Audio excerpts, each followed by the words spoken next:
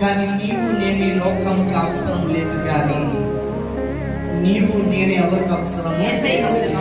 ఒకసారి చెప్పడం పడుతుంది. మనం కూడా కొన్ని రోజులు ఈ గాడిదలాగా కట్టబడి ఉండిపోయాము. ఈ గాడిద పిల్లలాగా మన బిడ్డలు కూడా మనతో పాటు బంధించబడి ఉన్నారు. అడిగే నాదుడు లేడు. బాబు ఎలా ఉన్నారు మీ కుటుంబం అడిగేవారు లేరు. బాబు నీకు ఏ కష్టం వచ్చిందని అడిగేవారు లేరు.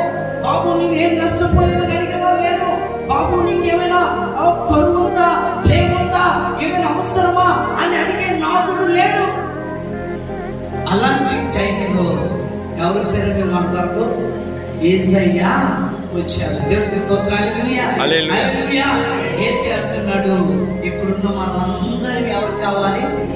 యేసయ్యకు కావాలి. దేవుడు